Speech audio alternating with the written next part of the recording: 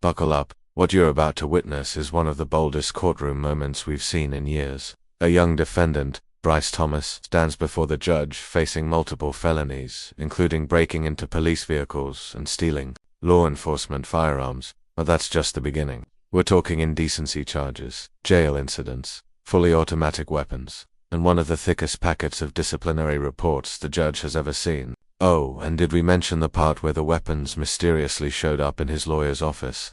Yeah, this isn't your average theft case. Stay tuned, because what starts as young and dumb turns into a legal storm that could haunt him for years. Let's dive in. You thought you were pretty bad breaking into a cop's car, didn't you?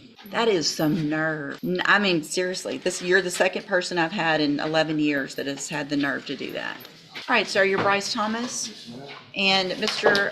Thomas was previously in court, entered pleas of guilty in cause number 24 DCCR 0389 to the third-degree felony offense of prohibited weapon.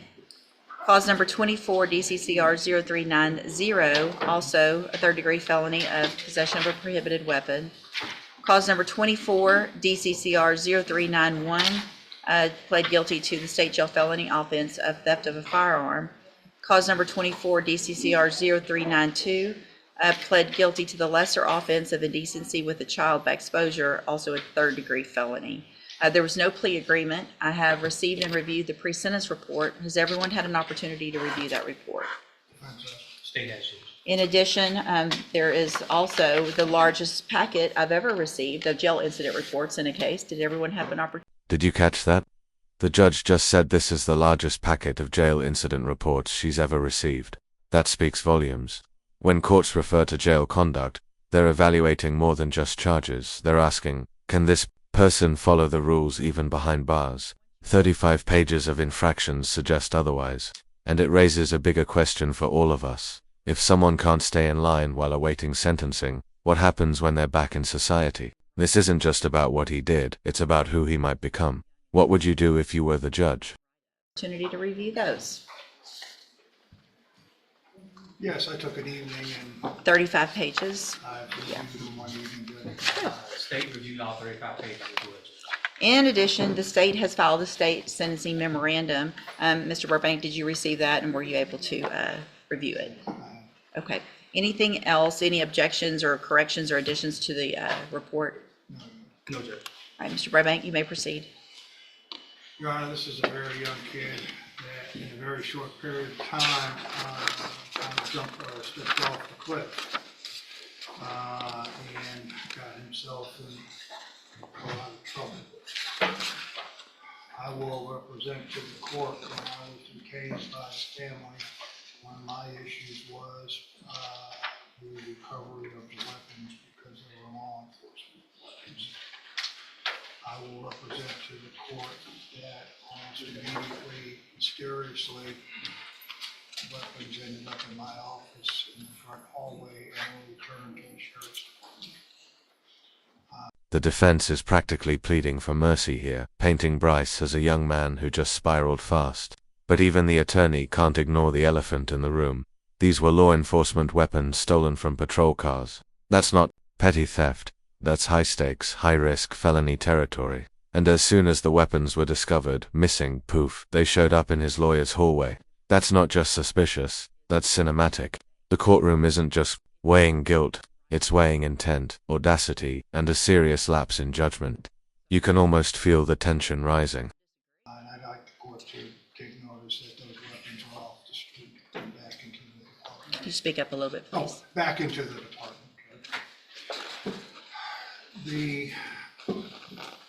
We go open because I do not have a recommendation. You can place him on probation for a period of 10 years and see what he does. These are third-degree felonies that you can do. At the very end, state jail does, I believe, the theft of the firearm.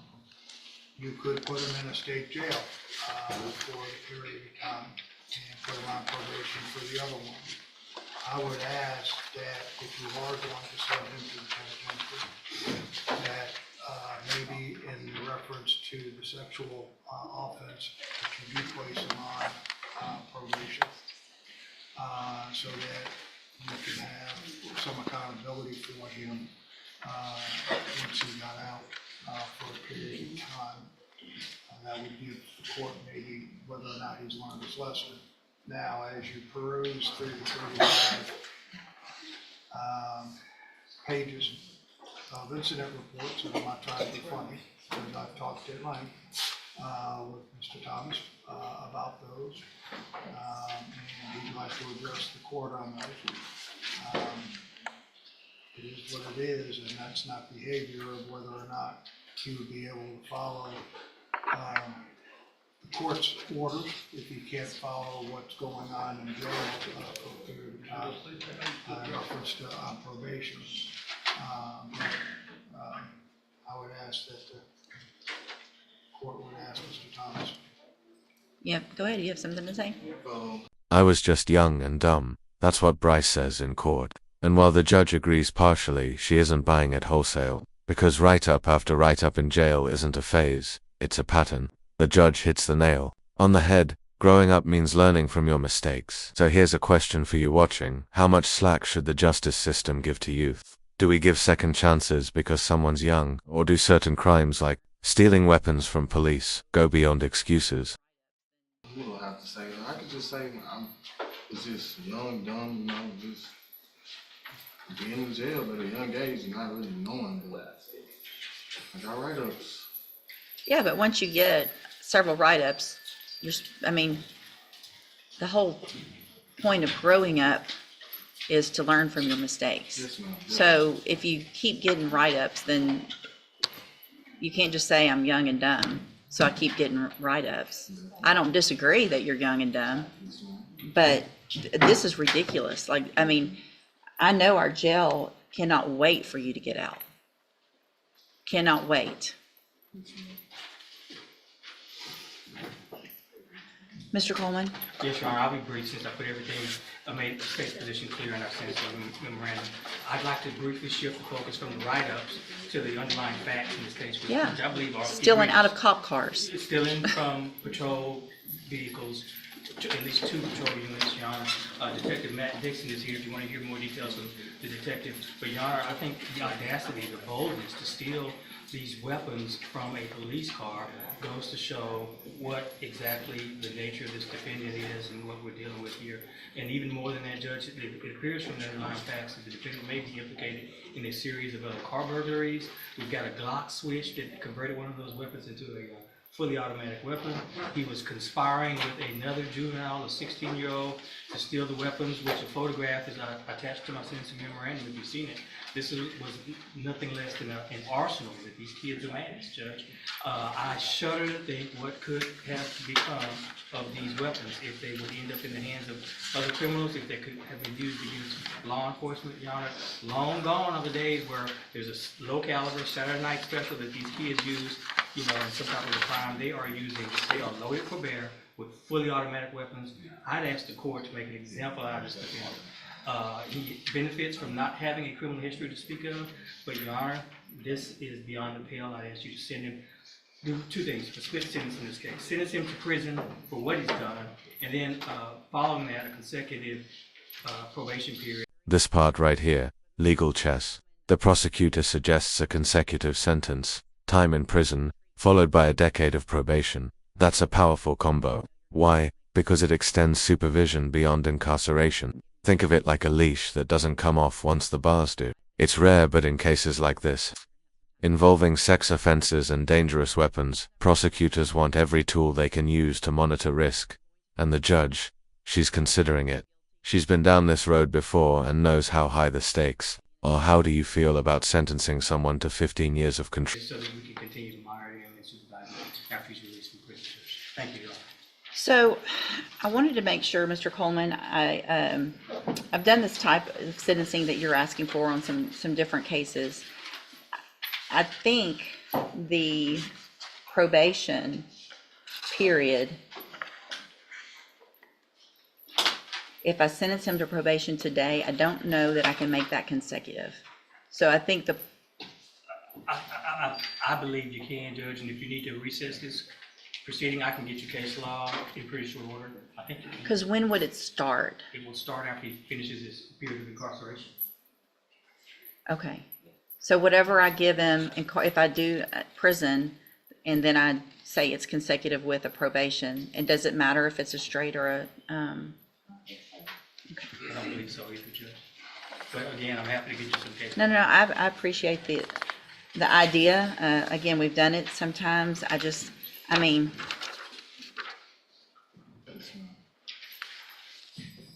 what are y'all doing? What are you doing with all these? In Texas, a judge Not can shooting sacrifice. people, Sir? not shooting people. Not shooting people yet. What are you shooting? Why would you have these? What are you getting these to shoot at? Just to be tough and say you have guns? That's all that's happening with these guns on the street is y'all are shooting at each other, at other people, at houses, at cars, at whatever. There's no reason to have these kind of guns. These aren't hunting guns, right? You're not going to shoot a deer. Do you hunt? I do. Do I you? have before, but Have you? Which one of these is your hunting gun? none of those.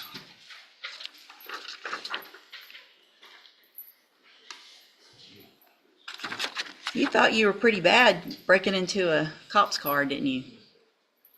That is some nerve.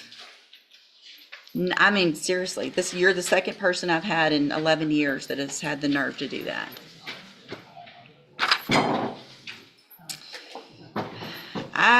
Here's what I'm gonna do, because I agree with what Mr. Coleman, I would like, at least in the indecency case, to get treatment and probation on that case so that we know you're not gonna go make that type of bad decision again. But I'm not giving you probation on everything. You're gonna you wanna change your life and do better and not be young and dumb, you're gonna have some. Did you hear that? The prosecutor asked for 5 years and the judge added 2 more. That's how seriously she's taking this. We're talking 7 years in prison for each weapons charge, plus a deferred 10-year probation for the indecency case. And she made it clear, if he doesn't behave, he's doing every single day of that time. The court is sending a message, not just to Bryce, but to every young person thinking that firearms and criminal behavior make you look tough. No plea deal magic here, just raw accountability. Time to figure that out. So in cause number 24, DCCR 0389, I'm going to find that you entered your plea of guilty freely and voluntarily, find sufficient evidence to find you guilty, and at this time find you guilty of possession of a prohibited weapon. Mr. Coleman actually asked me to sentence you to 5 years. I don't think that's enough. I'm going to sentence you in that case to 7 years in the institutional division of the Texas Department of Corrections. You'll receive credit on that sentence for any time you've been in custody. And part of the reason I made it lengthier is because you have been in custody so long, and a 5-year sentence really isn't going to amount to much. Cause number 24, DCCR 0390, also find sufficient evidence to find you guilty, and at this time find you guilty of possession of a prohibited weapon. Sentence you to a term of 7 years in the institutional division of the Texas Department of Corrections. You will also receive credit on that sentence for any time that you've been in custody that the law gives you the right to receive. In cause number 24, DCCR 0391, find sufficient evidence to find you guilty, and at this time, find you guilty of the state jail felony offense of theft of a firearm.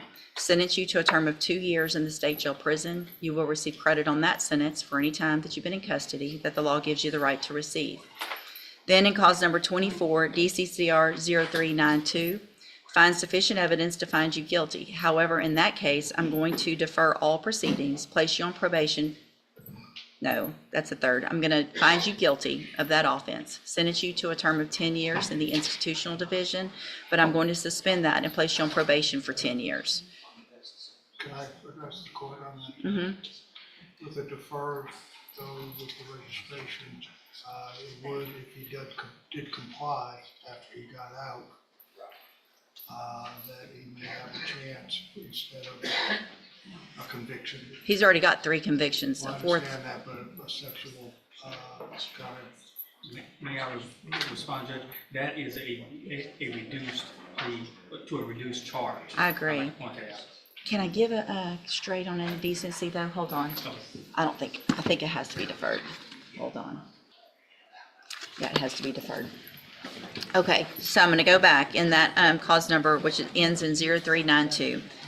Find sufficient evidence to find you guilty. However, I'm going to defer all proceedings and I'm going to place you on probation for 10 years. That will run consecutively to the other cases. So that probation does not start until you get out of prison. Then, if you violate that probation, you could be sentenced up to 10 years in that case. So you're going to be under supervision or in custody for a very long time. So if you really want to change your ways, you're going to have every opportunity to do that. If you don't, you're going to end up, number one, you're probably not going to make parole if you keep acting like you've been acting here. If you get to prison and you act like this, you're not going to make your parole. You're going to do that whole 7 years. That's going to be up to you. The sooner you get out and act right, the sooner you can start this other probation. Let's break it down for charges. 3 prison terms, 1 long probation sentence, and if Bryce violates that probation, he could end up back behind bars for a full decade. Plus, he now carries felony convictions, lifetime firearm bans, and a court-ordered sex offender treatment plan. From young and dumb to a multi-case felon in under 5 minutes of judgment. But here's the real twist. The judge gave him a path forward. Not an easy one, but a chance. What do you think?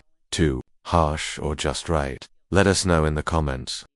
And get off of it, grow up, and maybe change your life. That's going to be up to you.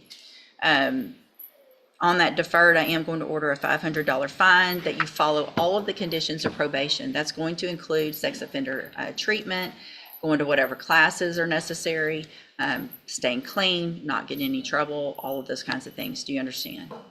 Mr. Coleman? Your Honor, is there a deadly weapon finding option with these weapons? I don't think so. You don't think so? Okay. Okay.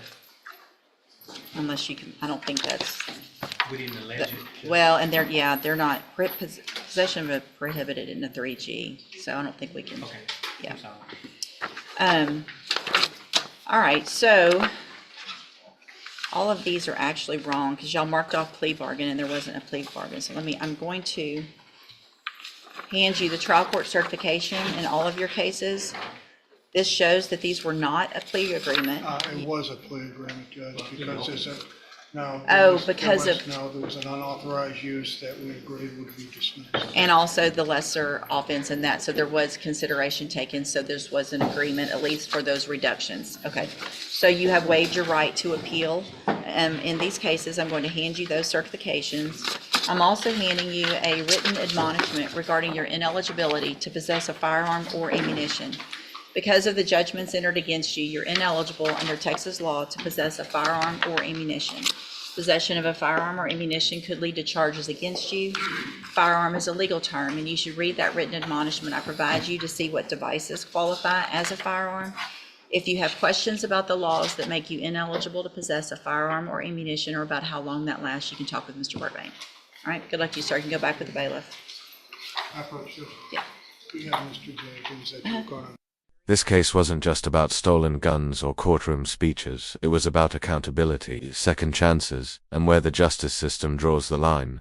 Bryce Thomas walked into court with a mountain of charges, a history of jail violations, and no plea deal in sight. What he walked out with was a split sentence, years of incarceration, followed by strict probation and a final warning from a judge who's seen it all. And now, we want to hear from you. If you found this case as shocking as we did, make sure to hit that like button, share your thoughts in the comments, and don't forget to subscribe for more jaw-dropping courtroom breakdowns.